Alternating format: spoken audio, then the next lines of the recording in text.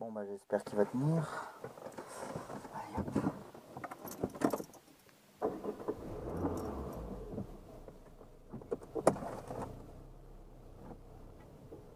Attendez, je vais mettre juste la radio. Voilà.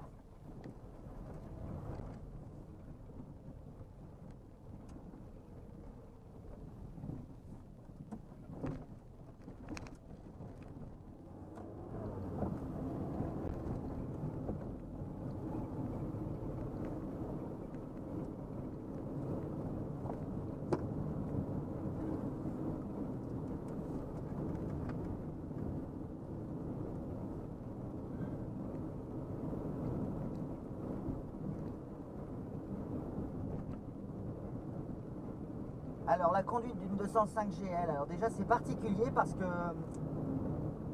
les versions 1124 ont la particularité de ne pas avoir la barre stabilisatrice à l'arrière. C'est qu'à partir du 1300.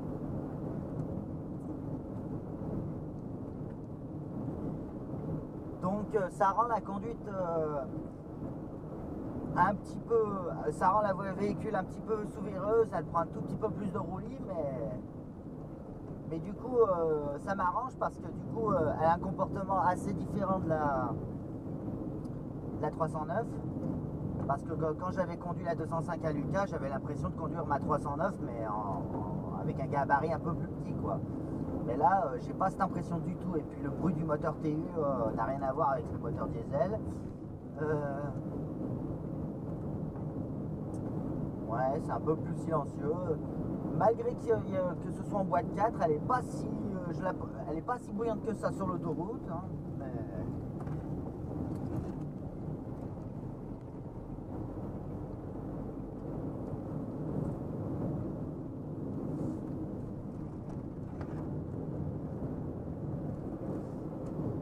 Enfin voilà.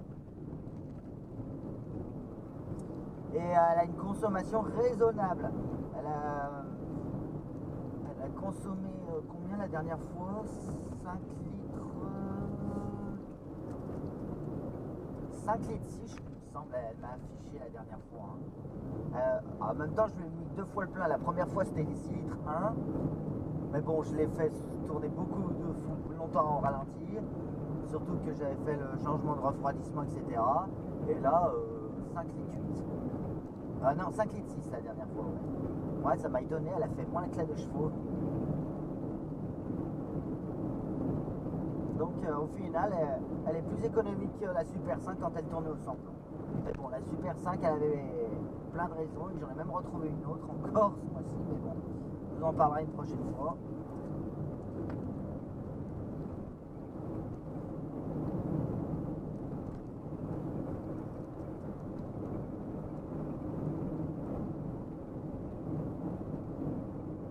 Voilà, elle est plutôt agréable à conduire sur les routes de campagne. Après, c'est comme elle a des pneus fins et du coup qu'elle n'a pas la barre stable à l'arrière, c'est pas un véhicule où il faut aller trop vite, hein, parce que les pneus couinent assez facilement. Et je pense qu'elle peut vite partir en couille, mais elle me rappelle un peu la 104 quand même. Hein.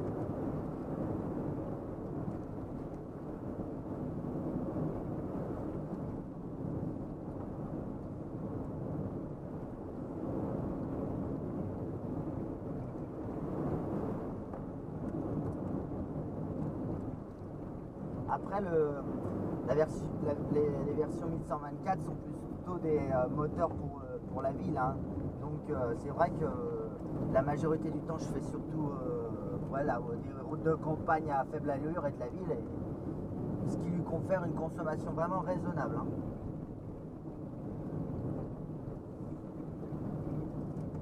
Après, qu'il est vrai que c'est avec l'arrivée du TU avec la X que le chiffre de consommation a battu la 2 chevaux. Hein. Niveau consommation d'essence en ville, la X, il me semble, c'est la X avec son moteur TU justement qui a battu la 2 chevaux, et du coup le moteur TU a fini dans toute la gamme PSA, enfin toute la gamme de petites voitures, enfin si, même la 405 a eu le droit à un TU. Et apparemment, le TU, c'est un moteur qui a duré super longtemps parce qu'il me semble que jusqu'à la 207, je crois qu'il a été monté le TU. Dites-moi en commentaire si je me trompe parce que je sais qu'il a été dans la 206, mais je pense qu'il a été aussi dans la 207. Bon, amélioré évidemment, mais...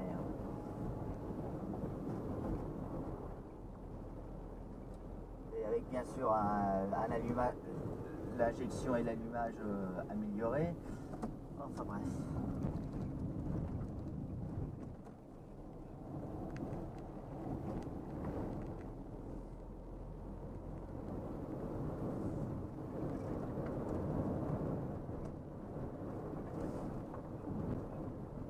Et du coup, c'est un véhicule qui, avec sa faible consommation et un réservoir d'essence plus gros que la moyenne des citadines, vous voyez, elle a un réservoir de 50 litres et sa consomme moyenne, et ben je dépasse les 600 km d'autonomie.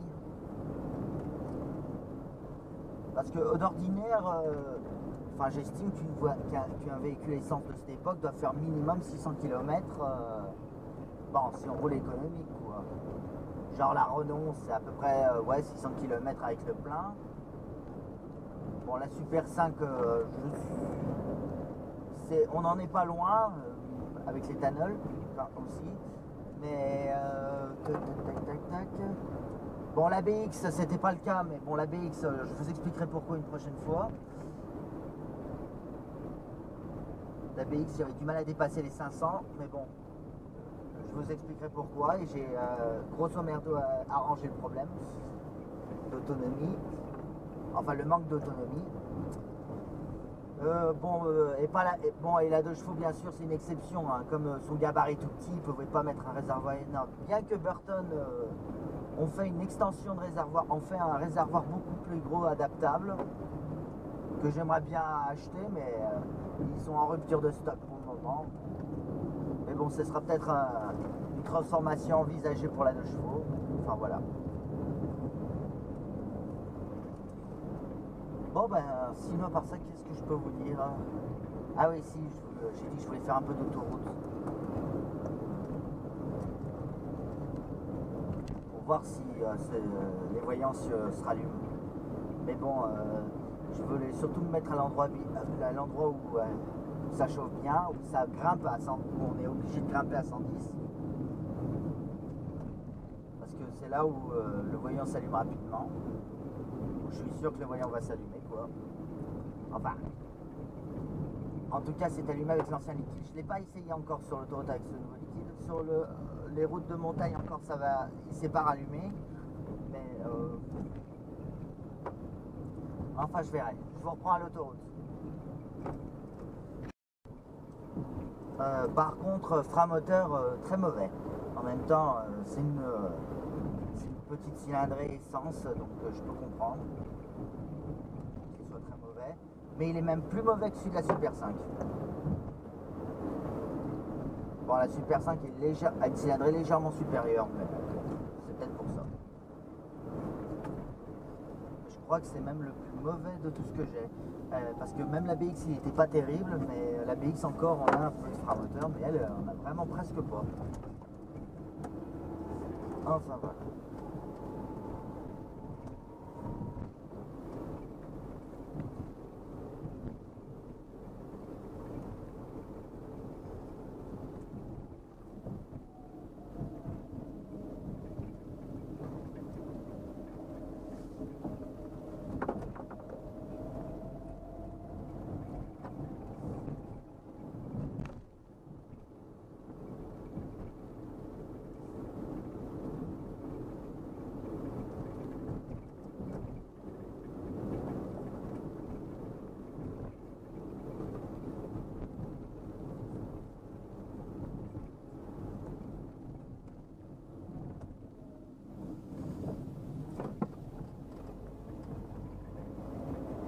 Contrairement à la 104, le TU a un meilleur embrayage quand même. C'est juste dommage, le TU, il a une courroie de distribution, que d'ailleurs il faut que je pense à contrôler. C'est vrai que je n'ai pas pensé à la contrôler encore sur la 205.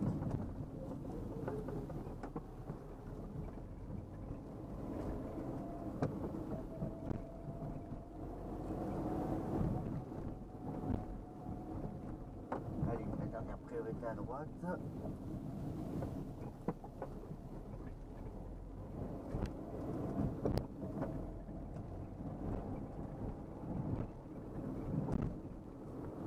Et la boîte, malgré la boîte, elle est plutôt longue parce que j'arrive même à passer j'arrive bien à passer la quatrième à 50 à l'heure. Donc,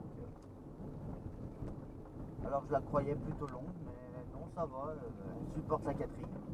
En même temps, la Super 5 aussi va jusqu'en quatrième. Mais c'est vrai que comme la Super 5 est une cinquième encore plus longue. Mais je pense que niveau rapport, on doit être même équivalence. J'ai pas vérifié sur les revues techniques, j'ai pas comparé les boîtes. Mais on doit pas être bien loin l'un de l'autre.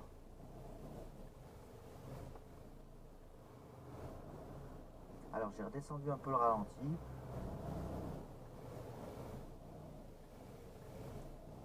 Bon, il y a quelques ratés quand même à l'allumage, mais la renonce, elle a toujours fait ça aussi, donc ça, je pense pas que ce soit un problème. Et la renonce, j'ai même changé les bougies juste pour voir si c'était ça, mais c'était pas ça non plus, donc je pense que c'est juste un petit défaut au carbu, quoi, mais bon, tant que ça cale pas.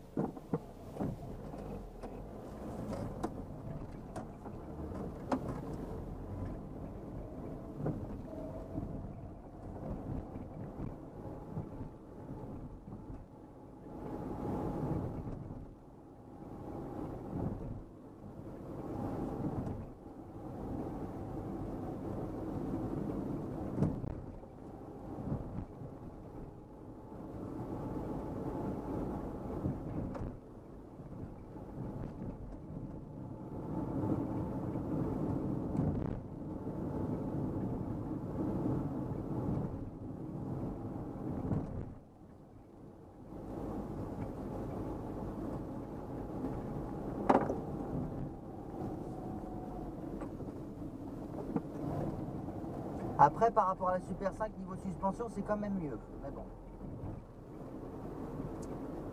En même temps, si on regarde bien, les pneus sont plus épais, enfin légèrement plus épais, donc ce qui confère une meilleure suspension. Je sais pas si la Super 5, j'ai la barre stable à l'arrière, ça peut aussi jouer.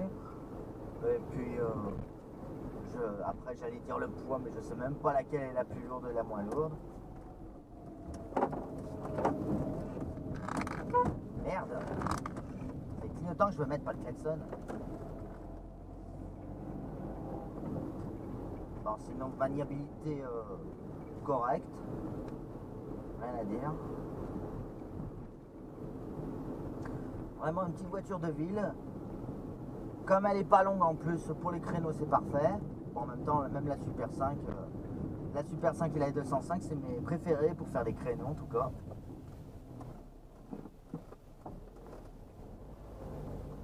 J'arrive même à la relancer en seconde.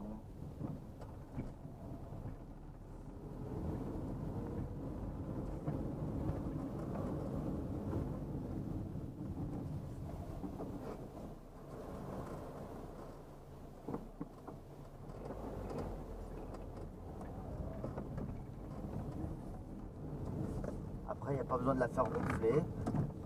Donc c'est sans doute pour ça qu'elle consomme presque pas en ville.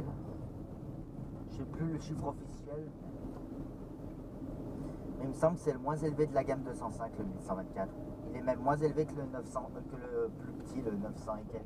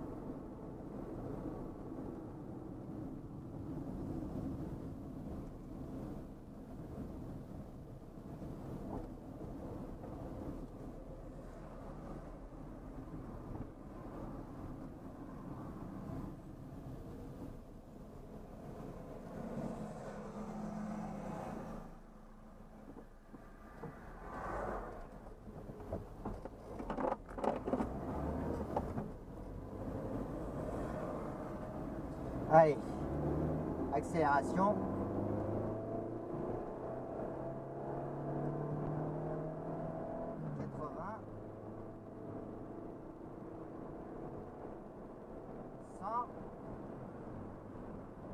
Putain, je viens de fumer un 2008.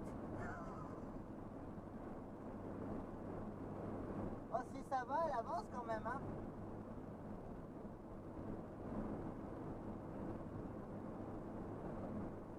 Ah, c'est pas un veau, hein, malgré, hein. C'est 55 petits chevaux. Je suis déjà à 110 sans problème.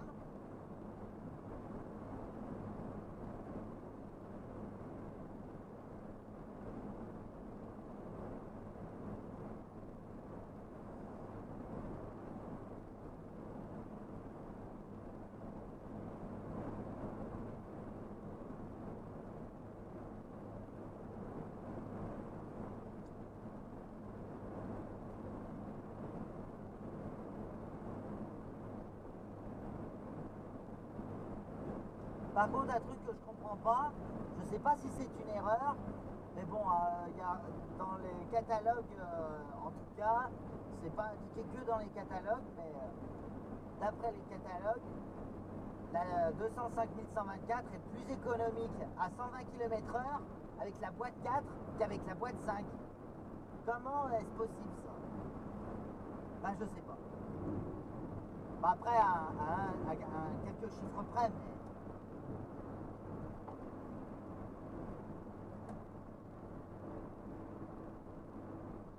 Bon, alors c'est pas là que le voyant s'allume, c'est dans l'autre sens, mais je vais faire demi-tour plus loin.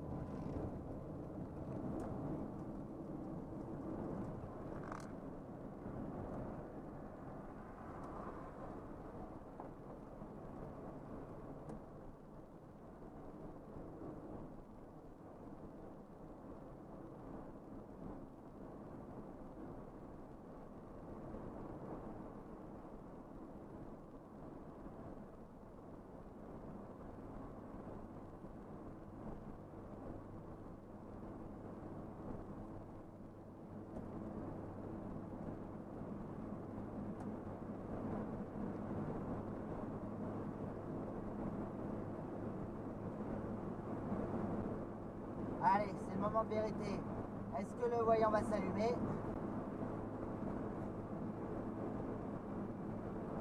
Dans la côte.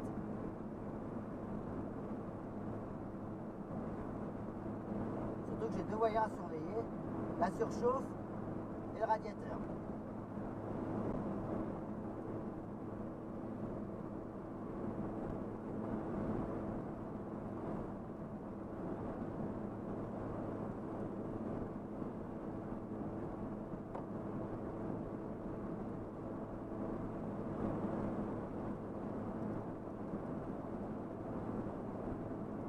Ah si, ça s'allume, oh, putain. Bon. Et le pire, c'est que ça va s'éteindre très vite. Alors, attendez, je me mets à 4... Voilà, je me mets à 90, le voyant s'éteint.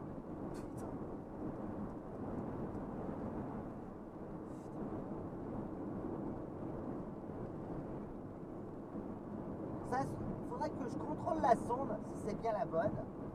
Ça se trouve, ils ont mis une sonde de préavertissement.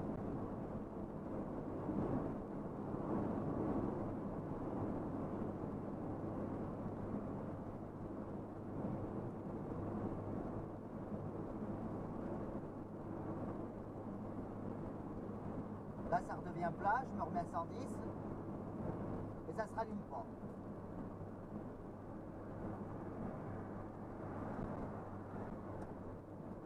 Et même en pré-avertissement, c'est même trop tôt. Hein. Surtout qu'il s'éteint très rapidement dès qu'on relâche l'accélérateur. Alors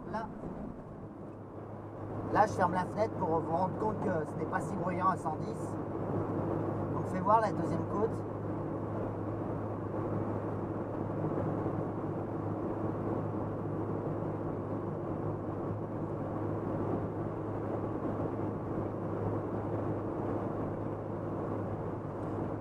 Ouais, juste par curiosité, je devrais peut-être au moins changer la sonde juste pour voir s'il s'allume aussi rapidement.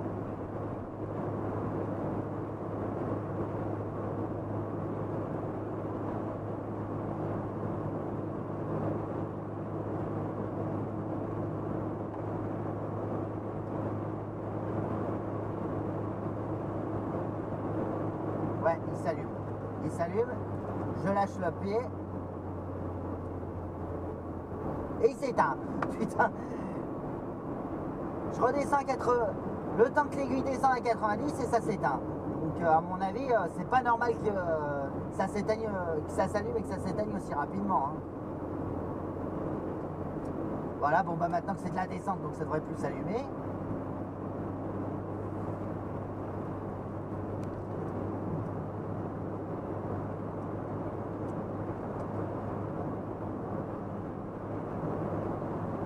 Alors je veux bien que ce soit une boîte 4, mais...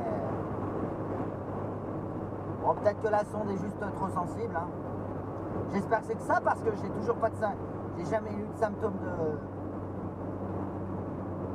joint de culasse. En même temps, j'ai toujours dit ça de Super 5. Mais bon, la Super 5, elle a cherché à avoir un joint de culasse. Elle a eu que des problèmes qui touchent de près ou de loin le joint de culasse.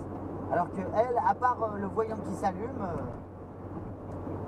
il n'y a rien de particulier. À part juste le voyant qui s'allume et qui s'éteint très rapidement d'ailleurs.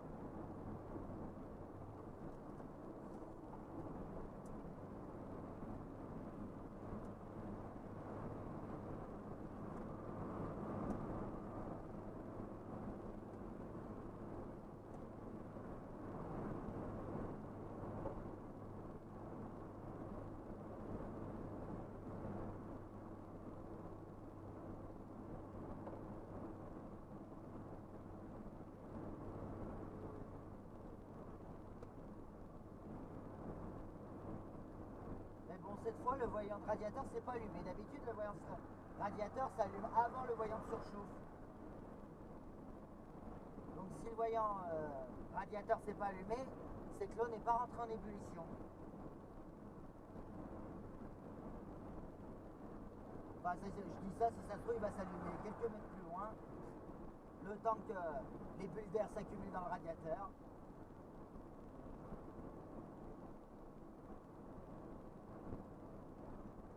Non, par contre, le voyant de surchauffe s'est allumé moins longtemps que la dernière fois. En même temps, la dernière fois, c'était en pleine canicule.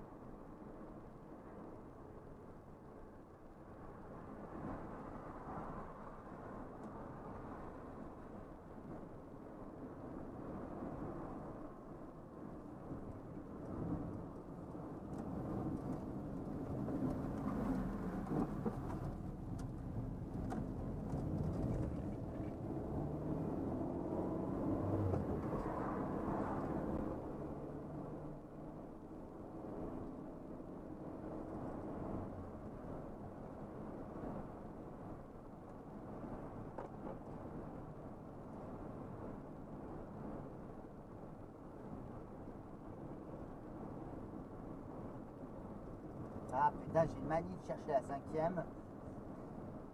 J'arrive pas à m'y faire, c'est une boîte 4 encore. Hein. En même temps, la seule boîte 4 que j'ai jusqu'à présent, c'est la 2 chevaux. Et le pommeau de vitesse, comme il n'est pas pareil, j'arrive à faire la différence. Mais là, j'ai du mal à m'y faire le levier de vitesse au pied à 4 rapport. Hein. Au plancher, pardon. Excusez-moi.